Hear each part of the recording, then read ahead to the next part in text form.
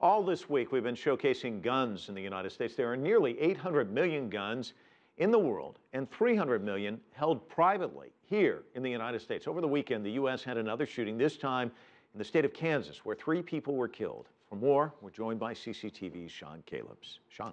Yeah, Mike, really what we're trying to do is educate an international audience about the U.S. and guns. It is quite a love affair, a love-hate relationship, some could say. 800 million guns in private hands worldwide, 300 million here in the U.S. That's nearly 90% of every man, woman, and child in this country having access to a gun.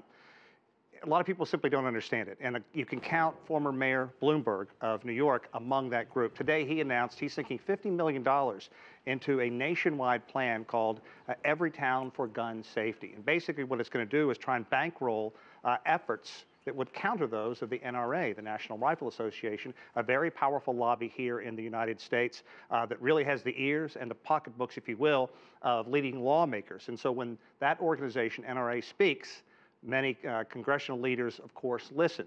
A lot of people say things are just completely out of skew, that the majority of the population wants some kind of gun control, better mental health screening, better effective background checks. So they're pushing for those kinds of things. It may sound very obvious, but there was a powerful member of the Colorado legislature, a very state out west, known for hunting, known for having access to firearms, and the head of the Senate there basically said, we need to have better background checks. Well, now there's a recall against him, so it just shows you how this can play.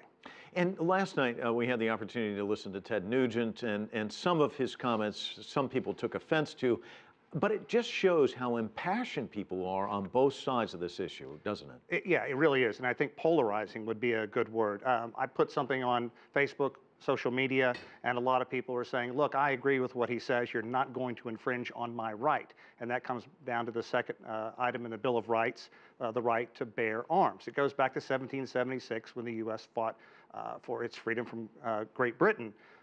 But arguably things have changed since then. So a lot of people say, you know, it's unfair to interpret it literally, but if you say that to some people with guns out there, you really run into a buzzsaw. And people cling to those rights. It means a great deal to people here in the United States, and they will fight tooth and nail to keep access to guns. Well, clearly the framers of the Constitution were thinking of muskets and not, you know, some of the items you showed last night. Talk to us a little bit about what we're likely to see tomorrow. Yeah, this one is heartbreaking. Karen Teves, she's a woman from Phoenix, Arizona. Her son, Alex Teves, was in Aurora, Colorado at the horrific shooting at the theater.